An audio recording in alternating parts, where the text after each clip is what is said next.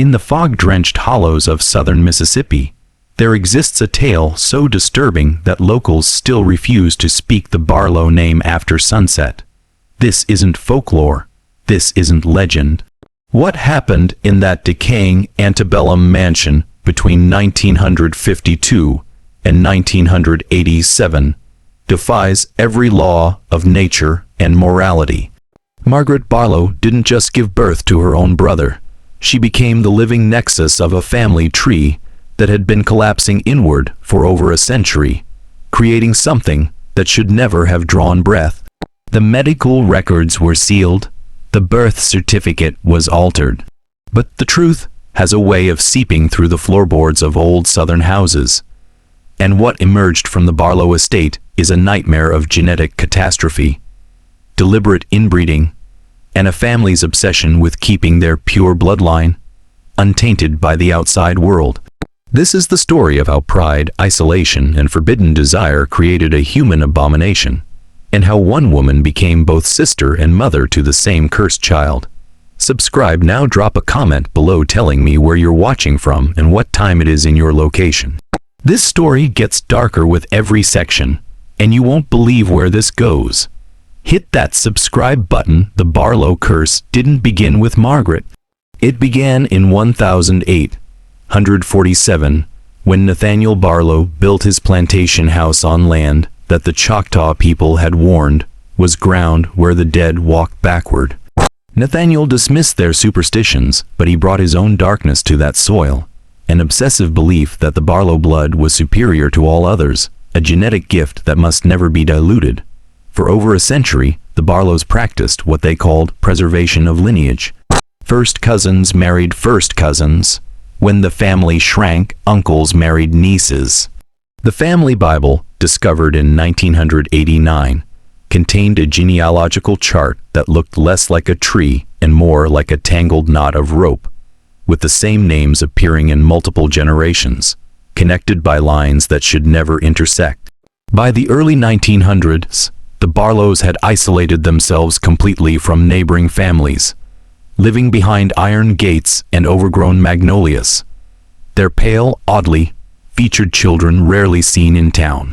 Medical researchers who later studied the family's history identified at least 6 generations of documented first-degree relative marriages. The effects were catastrophic and progressive. Early generations showed minor abnormalities, slightly protruding foreheads, unusual finger lengths, a prevalence of hemophilia. But by the 1940s, Barlow children were being born with severe intellectual disabilities, skeletal malformations, and lifespans that rarely exceeded 30 years. The family had literally bred themselves into genetic collapse. Then came Margaret, born in 1934, to siblings Elias and Constance Barlow. Even by Barlow standards, Margaret's parentage was shocking. Elias and Constance shared both parents, making Margaret the product of full sibling incest. She should have been stillborn. She should have been severely disabled. Instead, Margaret was hauntingly beautiful, with porcelain skin and eyes the color of winter ice. The family matriarch, Grandmother Abigail, declared her a miracle of the bloodline, proof that their selective breeding was creating something transcendent rather than monstrous. But Margaret was different in ways that wouldn't become apparent until she reached adolescence. She experienced what doctors would later describe as developmental regression patterns. Her body was aging, but something in her genetic code seemed to be pulling backward, unraveling. By age 16, she had the bone density of a woman in her 70s. Her menstrual cycle was irregular and painful, her body rejecting its own reproductive system, as if it recognized the genetic catastrophe that conception would cause. The Barlows kept her locked away in the east wing of the house, where she spent hours staring at the portraits of her ancestors, not realizing that she was looking at the same dozen people, painted at different ages, their intermarriage creating the illusion of a larger family. In that isolation, surrounded by the ghosts of genetic disasters past, Margaret waited for what the family called her purpose. What no one told her was that grandmother Abigail had been planning Margaret's pregnancy since the day she was born, and the father had already been chosen from within the house's walls. Margaret's 18th birthday arrived on a suffocating August night in 1952, when the Mississippi heat made the air itself feel like a living, breathing entity pressing against the windows of Barlow House. That evening, Grandmother Abigail summoned Margaret to the parlor, where 3 generations of Barlow women had received the same horrifying instructions. The old woman's hands trembled not from age, but from excitement as she explained what she called the family covenant. Margaret would be bred with her own father, Elias. This wasn't presented as a choice or even a suggestion. It was doctrine, as inevitable as the seasons. Abigail's reasoning was chillingly methodical, since Margaret was already the product of sibling incest, and had somehow emerged perfect. Breeding her back to her direct parent would create what Abigail called the purest Barlow ever conceived. The old woman's eyes gleamed with religious fervor as she described how this child would be the culmination of a century of careful bloodline management, a genetic apotheosis that would justify every twisted union that came before.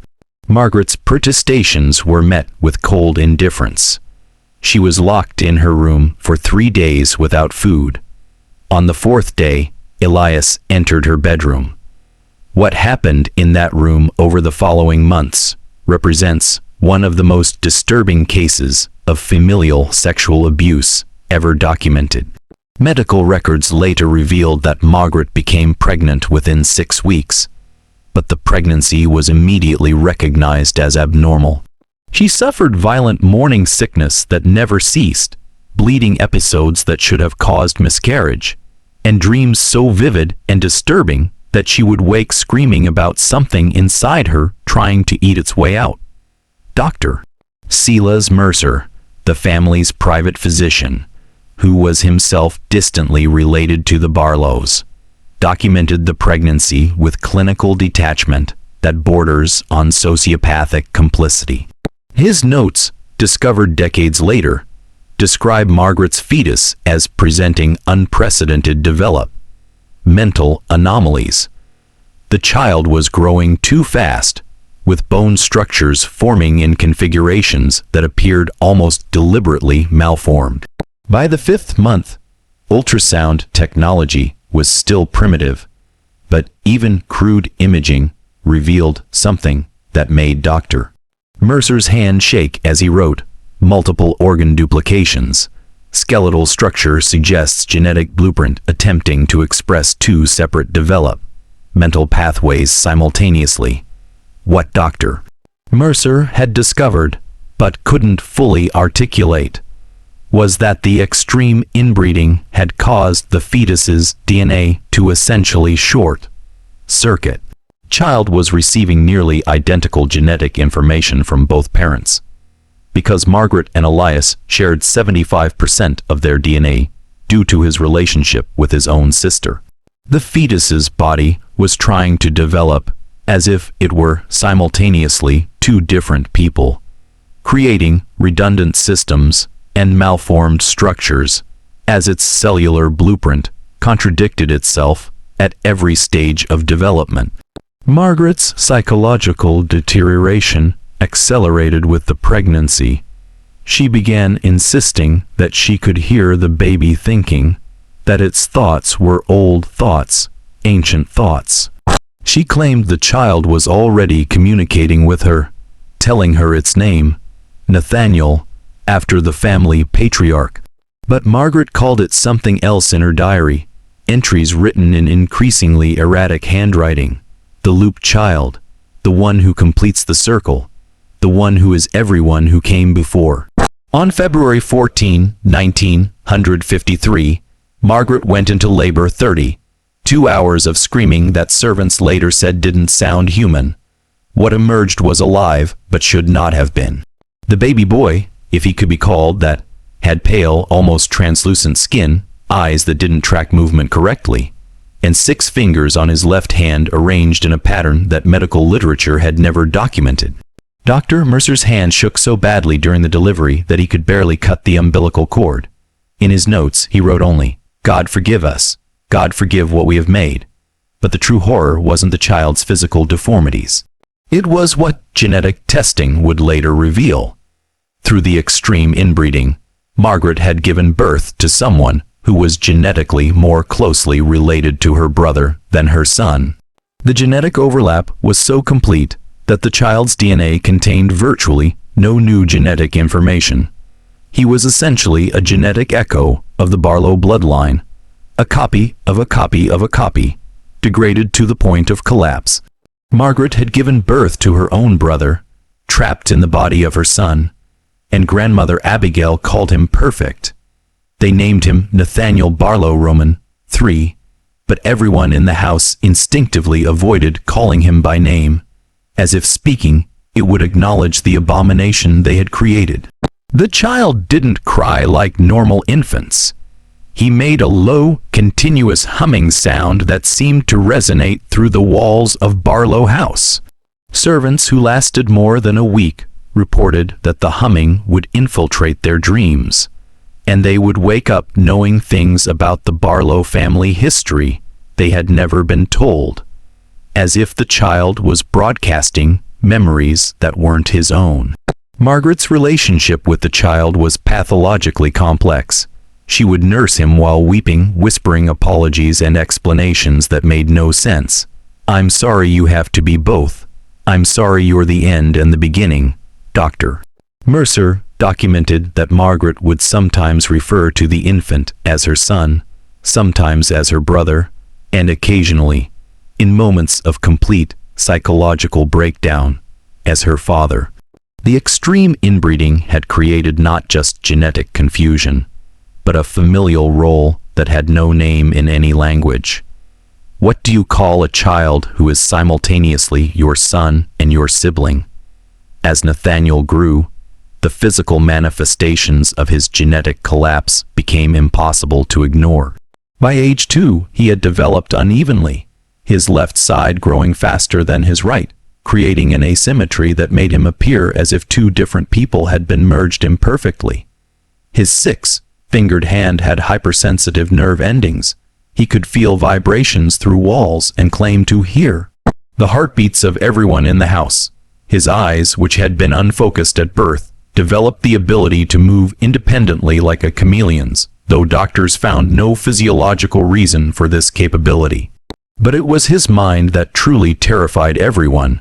Nathaniel began speaking at 8 months old, not with baby babble, but with complete sentences in an accent that belonged to a much older generation. He would describe events from Barlow family history that happened decades before his birth with perfect accuracy, down to the color of dresses and the weather on specific days. Grandmother Abigail, now in her 80s, became convinced that Nathaniel was the reincarnation of her grandfather, the original Nathaniel Barlow. She would spend hours with him in the library, the ancient woman and the grotesque child discussing family matters as if they were contemporaries. Margaret's mental state deteriorated completely. By 1955, she had stopped leaving her room, spending hours staring at Nathaniel through the crack in her door, too afraid to touch him, but unable to look away. She began writing letters to people who didn't exist, aunts and uncles who had never been born, because the family tree had collapsed in on itself before those branches could form. In these letters, she described her son/brother as the sum total of all Barlow sins, walking and breathing and learning to read. Dr. Mercer's medical observations became increasingly disturbing. Nathaniel's blood work showed chromosomal patterns that shouldn't exist in a living human. His bone marrow was producing blood cells with genetic markers from multiple generations simultaneously, as if his body couldn't decide which version of the Barlow bloodline to express. At age 5, a tooth fell out that had the root structure of an adult molar from an elderly person, complete with age-related decay, despite Nathaniel never having consumed sugar. His body was aging in fragments, different parts following different genetic timelines. The child also demonstrated what Mercer reluctantly termed genetic memory manifestation. Nathaniel would suddenly develop skills he had never been taught, playing the piano exactly as his great-great-grandfather had, including the same mistakes and preferences. He would write with his six-fingered hand in the exact calligraphy style of Constance Barlow, his grandmother/mother. It was as if the compressed, redundant DNA was activating memories and abilities that belonged to other people, other generations, all trying to express themselves through this single, malformed vessel. By 1961, when Nathaniel was 8 years old, something unprecedented happened. He began aging rapidly. Within 6 months, his body showed signs of puberty, adolescence, and early adulthood simultaneously. His voice would crack between childish soprano and adult baritone mid-sentence. Facial hair grew in patches while baby teeth were still falling out. Medical science had no framework for what was happening. His genetic code, so compressed and redundant from generations of inbreeding, appeared to be trying to live multiple lifespans at once. And then grandmother Abigail, on her deathbed, revealed the final phase of her plan. Nathaniel wasn't the end of the Barlow breeding program. He was the beginning of something worse. With her last breath, she told Margaret that when Nathaniel reached physical maturity, however and whenever that manifested, he would be bred back with his mother/sister.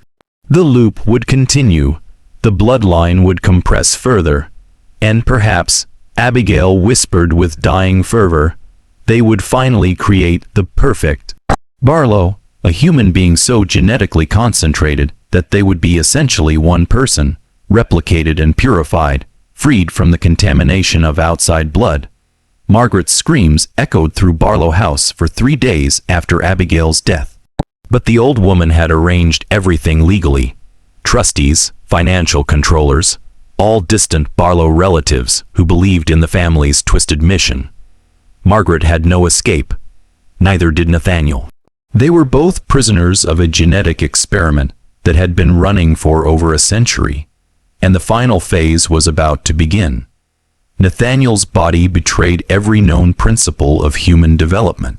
By his 9th birthday in 1962, he possessed the physical characteristics of a 17-year-old, but his aging was grotesque and uneven. His torso had developed adult musculature while his legs remained childishly thin. Half his face showed the bone structure of maturity, while the other retained soft, juvenile features. Dr. Mercer, now elderly and drinking heavily to cope with what he had helped create, described Nathaniel as a living palimpsest, every stage of Barlow genetic history trying to write itself on the same body simultaneously. The staff at Barlow House had dwindled to 3 loyal servants, all of them distant Barlow cousins who had been indoctrinated into the family's beliefs. They treated Nathaniel with a mixture of reverence and terror, often leaving food outside his door rather than facing him directly. The boy man spent hours in the attic, surrounded by portraits of his ancestors, portraits he claimed were actually portraits of himself in previous iterations. He would point to a painting from 1876 and say, "That's when I had the plantation. That's when I married Eloise." Eloise had been his great-great-grandmother who had married her own uncle. Margaret existed in a state of catatonic awareness. She would spend days in absolute stillness, then suddenly animate with manic energy, attempting to escape the house only to be caught at the gates by the staff. During these episodes, she would scream about breaking the loop and ending the curse, but she always ended up back in her room, sedated with laudanum and locked away. Her diary entries from this period are barely legible, filled with mathematical equations attempting to calculate how closely related she was to her own son. trying to quantify the unquantifiable horror of their relationship. By 1965, Nathaniel had reached full physical maturity, at just 12 years old chronologically, but his body was already showing signs of premature aging, gray hairs, joint stiffness, and a persistent tremor in his six-fingered hand. The genetic compression had created a human being designed to live multiple lifetimes simultaneously, and his body was burning through its cellular lifespan at an accelerated rate. Dr. Mercer estimated that Nathaniel might not live past 25, his body consuming itself from within. The Barlow trustees, following grandmother Abigail's written instructions, began preparing for the next phase. They renovated the master bedroom, the same room where generations of Barlow incest had occurred, with medical equipment concealed behind antique furniture. They brought in a new doctor, a younger man named Dr. Raymond Thatch, who had been expelled from Johns Hopkins for unethical genetic experimentation. Thatch looked at Nathaniel's medical records with fascination rather than horror, seeing not a victim, but a scientific opportunity. Dr. Thatch explained to Margaret what would happen with clinical precision designed to break through her psychological defenses. The breeding would occur when Nathaniel turned 15 chronologically, though his body would be approximately 25 by then physiologically. Genetic counseling, Thatch explained with disturbing enthusiasm, suggested that a child produced from this union would be genetically unprecedented. Margaret and Nathaniel shared approximately 75% of their DNA, far more than any mother and son in recorded history. Their child would be the most inbred human being ever conceived, with a genetic profile so compressed that it would be essentially a single Barlow genome, purified through generations of recursive breeding. Margaret listened to this explanation and then asked a question that made even Dr. Thatch pause. Will the child know it's the end? Will it understand it's where the circle finally collapses into a point? Thatch had no answer. The question suggested something he hadn't considered, that perhaps consciousness itself was being affected by this genetic compression, that awareness might be collapsing inward just as the bloodline had. Nathaniel himself seemed aware of his destiny with an eerie calmness. At 13, he told Dr. Thatch during an examination, "I've already lived this. I've been the father before. I've been the son before. The loop is eternal unless we complete it." When Thatch asked what completed meant, Nathaniel's independently moving eyes fixed on him simultaneously, something they had never done before, and he said, "Birth the singularity. Create the one who is all of us, compressed into a single body. Then the Barlows can finally die." The servants reported increasingly disturbing phenomena in the house. Objects from different generations would appear in wrong rooms. A pocket watch from 1847 found next to a radio from 1945. Margaret claimed that time itself was becoming unstable. In Barlow House, that she would sometimes see her grandmother as a young woman walking the halls, or catch glimpses of children who hadn't been born yet. Dr. Thatch dismissed these as hallucinations caused by psychological trauma, but he couldn't explain why his own pocket watch ran backwards while he was in the house, or why photographs taken inside would sometimes show people who weren't present during the exposure. By 1967, preparations were complete. Nathaniel was 15 years old chronologically, approximately 28 physiologically, and showing signs of rapid aging that suggested he might only have a few years left. Margaret, now 33 but looking 50 due to the stress and genetic damage of her own inbred conception, had resigned herself to her fate. She stopped writing in her diary. She stopped screaming. She simply waited in her room, staring at the door, knowing that soon Nathaniel would walk through it, and the final phase of the Barlow curse would begin. On October 31, 1967, exactly 120 years after Nathaniel Barlow I had built the house, the trustees gave the order. Dr. Thatch prepared his medical equipment. The servants locked all the doors from the outside. And in the master bedroom, where generations of genetic nightmares had been conceived, Margaret and her son/brother were sealed together to create what the Barlows had been breeding toward for over a century. The ultimate genetic compression, the human singularity, the child who would be everyone and no one, the final heir to a bloodline that had been eating itself alive since before the Civil War. What happened in that room over the following months would make everything that came before seem merciful by comparison. Margaret's second pregnancy was not a pregnancy. It was a biological catastrophe unfolding in slow motion. Within 2 weeks of conception, Dr. Thatch's examinations revealed something that made him vomit into a trash can and spend the next hour sitting in his car, reconsidering every choice that had led him to Barlow House.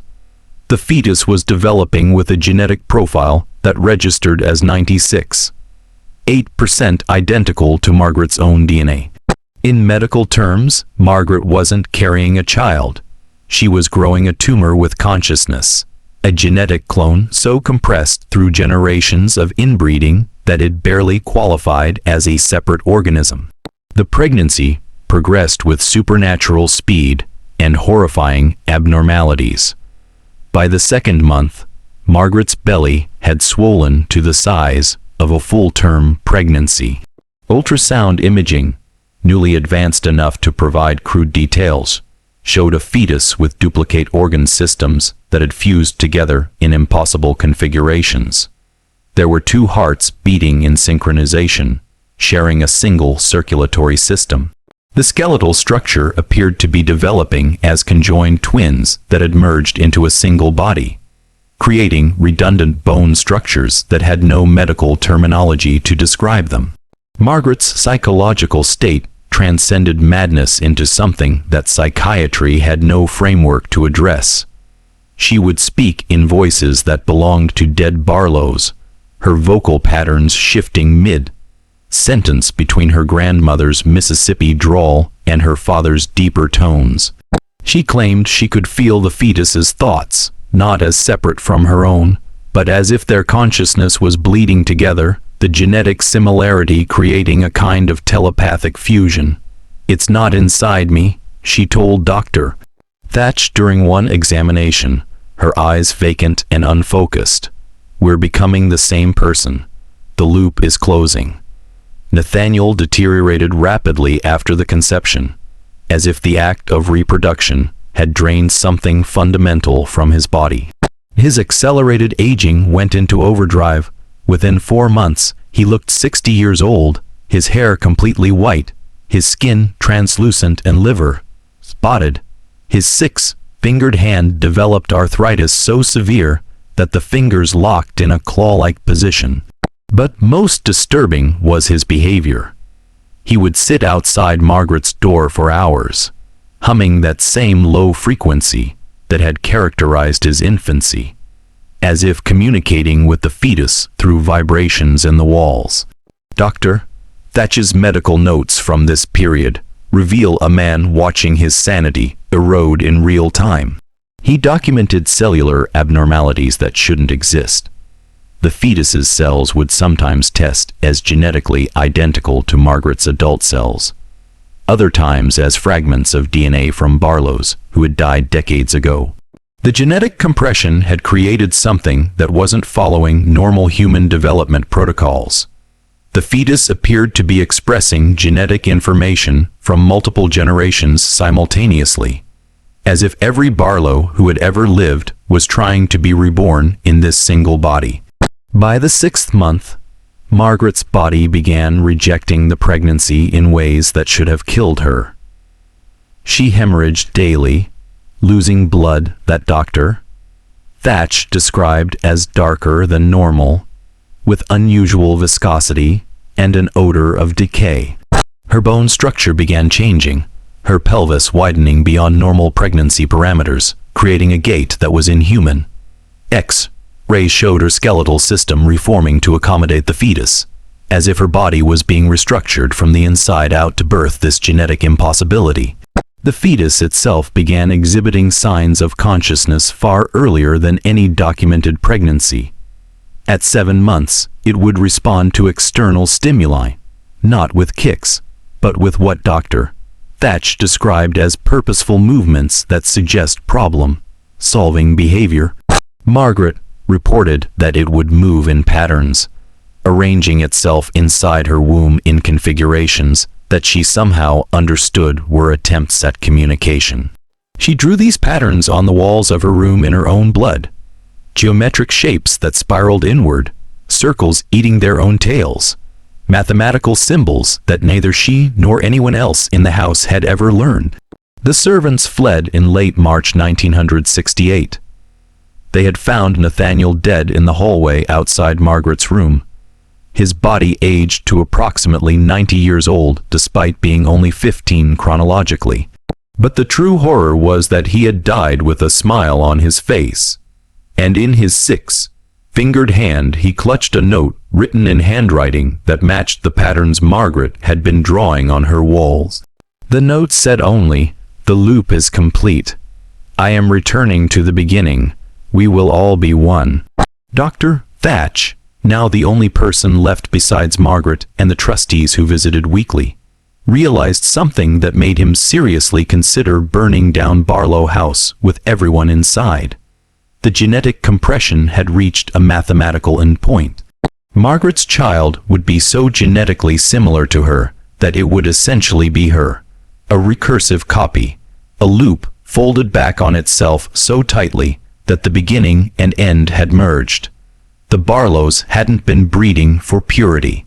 They had been breeding towards singularity, trying to collapse an entire family bloodline into a single, immortal entity that would contain every Barlow who had ever lived or ever would live.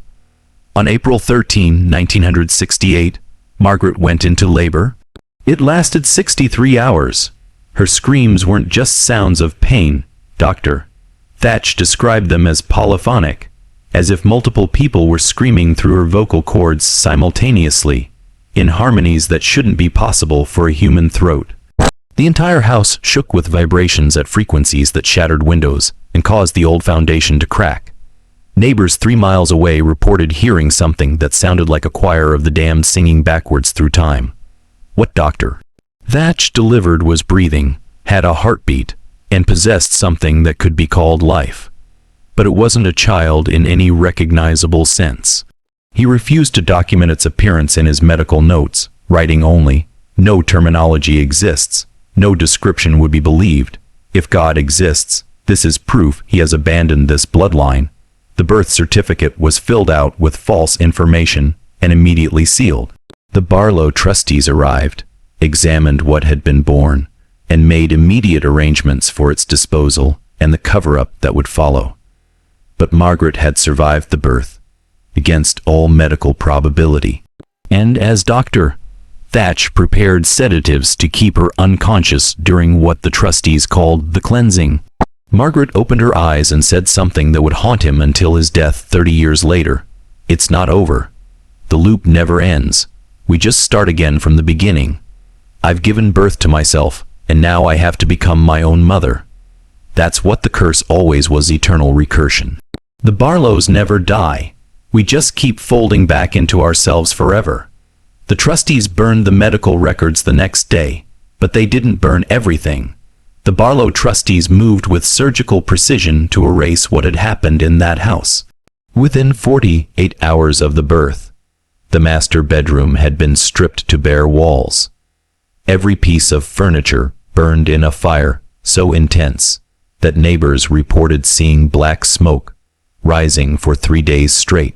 Dr. Thatch was paid $500,000, a fortune in 1968, and given a one-way ticket to Argentina, where he lived under an assumed name until his death in 1998. His medical equipment was destroyed, his notes confiscated, and a legal agreement was signed that threatened criminal prosecution if he ever spoke about the Barlow family. But the child, if it could be called that, was not destroyed. The trustees made a decision that revealed just how deeply the Barlow obsession had infected even the distant branches of the family tree. The being that Margaret had birthed was taken to a private medical facility in rural Louisiana, a place that officially didn't exist on any registry or map. There, it was kept alive in a climate-controlled environment, studied by doctors who had signed non-disclosure agreements enforced by both money and threats. The facility's purpose, according to documents discovered in 1995, was to determine if the genetic singularity could be replicated, if the Barlow experiment could be refined and perfected. Margaret was declared legally insane and institutionalized at Whitmore Psychiatric Hospital under the name Mary Brennan. For 19 years, she existed in a medicated fog, given enough sedatives to keep her docile but conscious. Her medical records, obtained through a Freedom of Information Act request in 2003, paint a picture of a woman who had transcended traditional mental illness into something that psychiatry couldn't categorize. She would spend hours drawing the same spiraling pattern on any surface available: walls, floors, her own skin. When asked what the pattern meant, she would only say, "It's the shape of our family tree. It's a circle that eats itself." The most disturbing aspect of Margaret's institutionalization was discovered by a night nurse named Patricia Duval in 1974. Margaret had somehow become pregnant again, despite having no contact with any men and being under 20. 4-hour observation. Medical examination revealed that she was approximately 4 months pregnant, but genetic testing on the amniotic fluid showed something impossible. The fetus was genetically identical to Margaret herself, a perfect clone developing through some mechanism that medical science couldn't explain. Dr. Harold Finch, the hospital's director, performed an emergency abortion and had the fetal tissue destroyed immediately, but not before he documented his findings in a secret report that concluded, "Patient appears to be experiencing spontaneous parthenogenetic pregnancy, asexual reproduction in a human being previously thought impossible. Genetic compression may have triggered evolutionary mechanisms that allow self-replication. This happened 3 more times over the following decade. Each time, the pregnancy was terminated, the evidence destroyed, and Margaret's sedation increased." But, Dr. Finch's private notes reveal his growing terror. She is trying to continue the loop. Her body has learned to reproduce itself without external genetic material. The Barlow breeding program succeeded. It created a human being capable of infinite recursive reproduction, a biological perpetual motion machine. If she ever carries to term, she will birth herself, and the cycle will begin again. Meanwhile, at the Louisiana facility, the child from 1968 was growing, but not in any predictable pattern. By 1975, it had the appearance of a 7-year-old, then rapidly aged to 30 within 6 months, then regressed back to apparent adolescence. Its body cycled through ages like a biological clock, running forwards and backwards simultaneously. The researchers documented that it possessed memories it shouldn't have, detailed knowledge of events from the 1800s, ability to speak in dialects that had died out generations ago, and most disturbingly, it would sometimes refer to itself as Margaret, and other times as Nathaniel, as if multiple Barlow identities were trapped in a single body, fighting for dominance. The facility's director, Dr. Eugene Marchant, became obsessed with the specimen. His notes from 1978 reveal his belief that the Barlows had accidentally achieved something that human civilization had been pursuing since ancient times: genetic immortality. This organism, he wrote, contains the entire Barlow bloodline compressed into a single, recyclable form. It doesn't die, it resets, cycling through ages and identities. If we could understand the mechanism, we could potentially unlock human immortality itself. But in 1982, something went catastrophically wrong at the facility. Official records state that there was a containment breach and biological contamination event that resulted in the facility being permanently sealed and buried under concrete. 17 researchers died in what was publicly reported as a chemical explosion. Unofficial accounts from surviving security personnel tell a different story. The specimen had somehow triggered a localized genetic contamination event. Staff members began exhibiting Barlow family traits: the asymmetry, the extra fingers, the accelerated aging. One guard reported that he could hear the thoughts of people who had been dead for 100 years. The facility was sealed not because of an explosion, but because the genetic compression had become infectious, spreading like a virus through anyone with prolonged exposure. Margaret died in Whitmore Psychiatric Hospital on November 3, 1987, at the age of 53. The official cause of death was listed as cardiac arrest, but the nurse who found her body reported something that was never included in official records. Margaret had died with her hands positioned on her abdomen in a protective gesture, and there were faint movement patterns visible beneath the skin of her stomach, as if something had been trying to be born even as she died. The autopsy was performed hastily, the body cremated immediately, and all tissue samples destroyed. But the attending physician, Dr. Sarah Klein, wrote in her private journal, "I swear, I saw something moving in the abdominal cavity during initial examination. When I tried to investigate further, I was physically removed from the autopsy room by federal agents who had no identification. Whatever was inside Margaret Barlow was taken somewhere by someone for reasons I will never know." The Barlow house stood empty for decades after Margaret's death, slowly consumed by kudzu and rot. The property was seized by the state of Mississippi for unpaid taxes in 1995, and multiple attempts were made to demolish it. But every demolition crew that started work on the house reported the same phenomena: equipment failure, workers experiencing vivid hallucinations of pale people with extra fingers watching them from the windows, and an overwhelming sense of being watched by something ancient and patient. 3 separate demolition attempts were abandoned.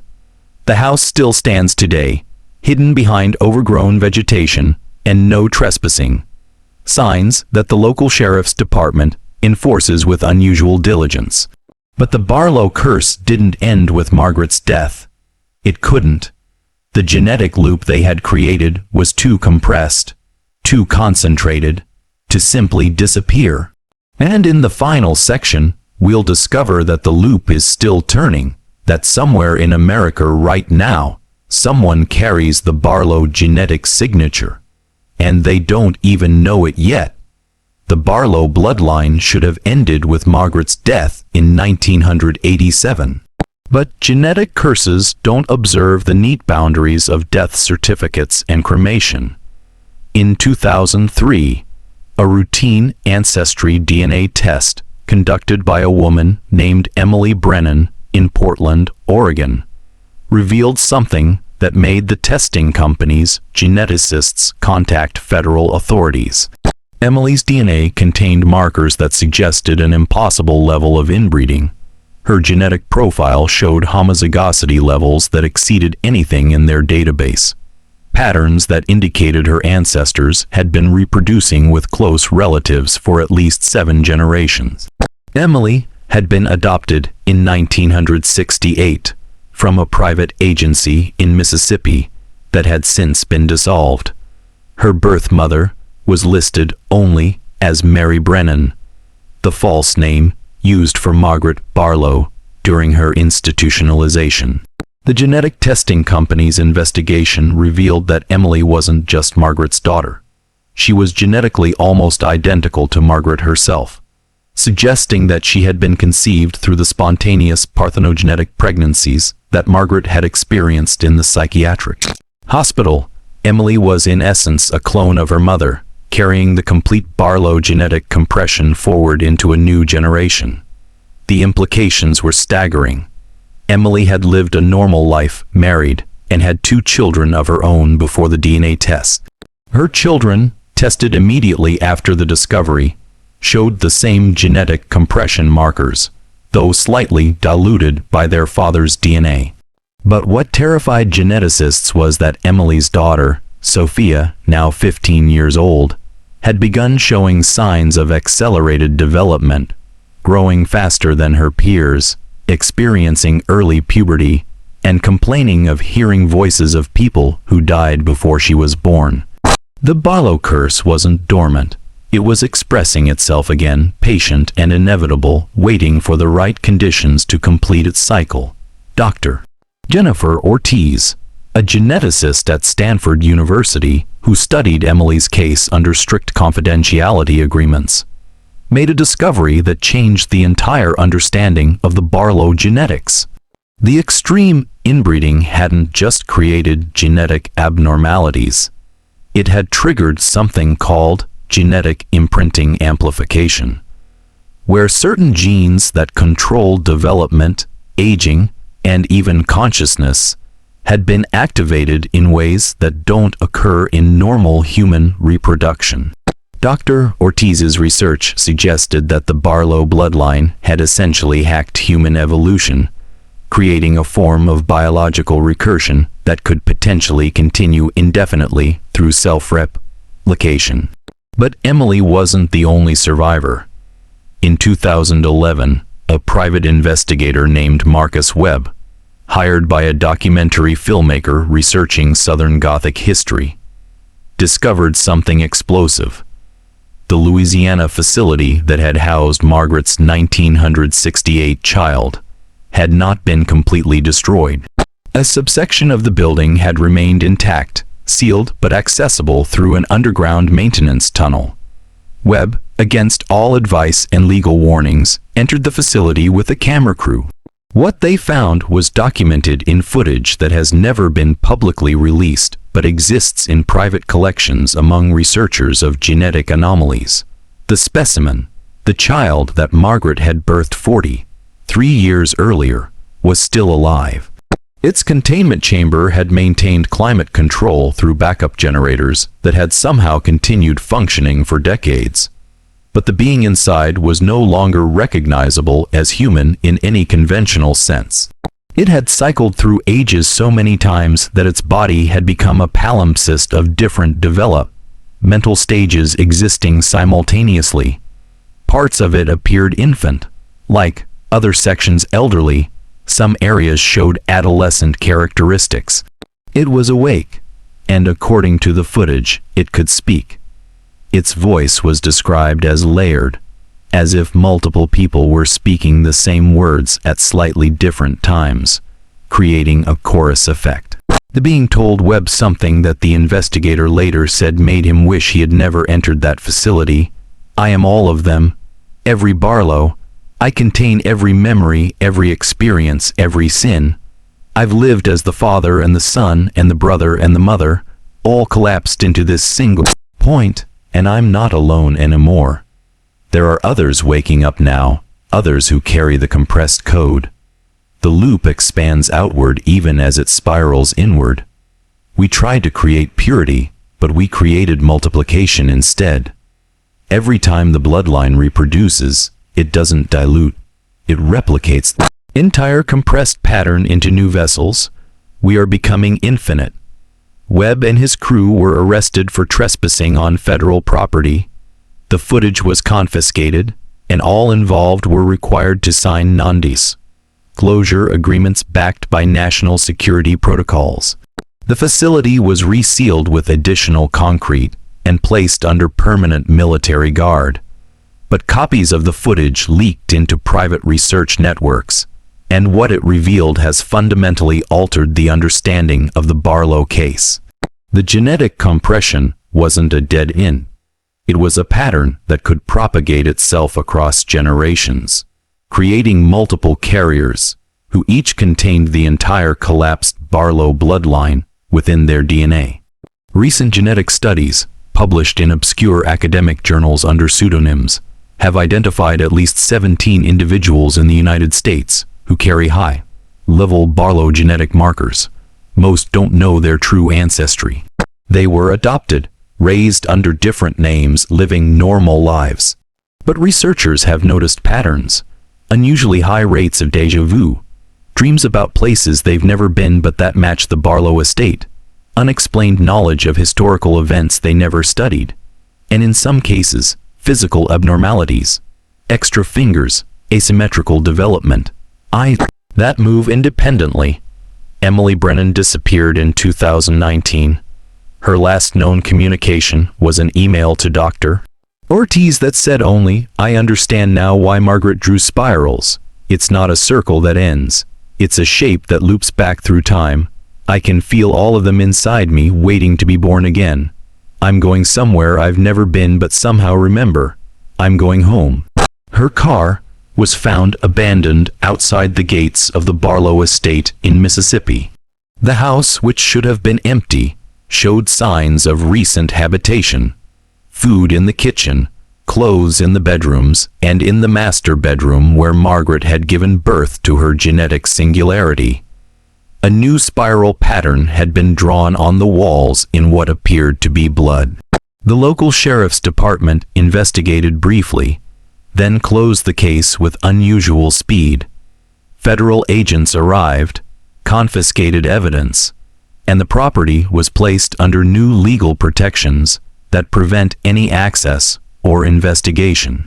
But neighbors report that on certain nights they can see lights in the windows of Barlow House and hear sounds that one witness described as humming, like someone trying to tune into a radio frequency that doesn't exist yet. Dogs refuse to go near the property. Birds don't fly over it. The land itself seems to reject normal life, as if the genetic curse has somehow infected the soil, the air, the very fabric of the place. As of 2025, the Barlow case remains officially closed and classified. But genetic researchers working in the shadows of academic respectability know the truth. The experiment that began in 1847 is still running. The bloodline that should have collapsed into sterility instead found a way to perpetuate itself through mechanisms that evolution never intended. Somewhere in America, possibly in multiple locations, people are walking around with the entire Barlow genetic compression coded into their DNA, most unaware that they carry the memories and genetic patterns of a family that spent a century eating itself alive. And the most terrifying question remains unanswered. What happens when these carriers have children of their own? Will the genetic compression dilute and disappear, or will it concentrate further, creating new singularities, new recursive loops? Dr. Ortiz, in her final published paper before retiring from genetics entirely, wrote, "We assume evolution moves forward, that time flows in one direction, that family trees branch outward. The Barlows proved that under certain conditions, evolution can move backward, time can loop, and family trees can collapse inward into singularities. They didn't break the laws of nature. They found a loophole, and now that loophole is propagating itself through the human genome like a virus waiting to activate. The Barlow curse isn't over. It's just beginning." The Barlow house still stands in Mississippi, waiting. The bloodline still flows through unsuspecting carriers across America. And somewhere in a sealed facility, a being that is simultaneously child and parent, beginning and end, past and future, continues to exist in its climate. Controlled chamber, humming at a frequency that only others of its kind can hear. A calling signal for the scattered pieces of the Barlow genome to find each other and complete the loop one more time. Margaret Barlow gave birth to her own brother in 1953, but that wasn't the end of the curse. It was just the first successful iteration of a pattern that has been repeating and refining itself for over 170 years. The loop never closes. It only gets tighter, more compressed, more concentrated. And if you've ever experienced unexplained memories, ever felt like you've lived before, ever looked in the mirror and seen someone else looking back, you might want to consider getting your DNA tested. Because the Barlow bloodline is patient, invisible, and according to the latest genetic research, far more widespread than anyone wants to admit. Some family curses end with death. The Barlow curse discovered something worse than death: eternal recursion, a biological infinity loop where beginning and end merge into the same point, collapsing forward and backward through time simultaneously. And once you understand that such things are possible, once you know that human genetics can be compressed into singularity and propagated like a code waiting to execute, you'll never look at your own family tree the same way again. The spiral continues, the loop never breaks, and somewhere right now, another Barlow is being born, carrying the entire compressed bloodline forward into the future, waiting for the conditions to be right to continue what began in 1847 and will never ever truly end. This tale of genetic horror, recursive bloodlines, and Southern Gothic nightmare demonstrates how the most terrifying monsters aren't supernatural. They're the ones we create ourselves through obsession, isolation, and the belief that purity can be achieved through compression rather than diversity. If this story disturbed you, fascinated you, or made you check your own family tree, leave a comment below. Share where you're from and whether you've ever heard similar whispers about old families in your region. Subscribe for more deep dives into true horror that lives in the spaces between genetics, history, and the secrets families bury but never quite destroy.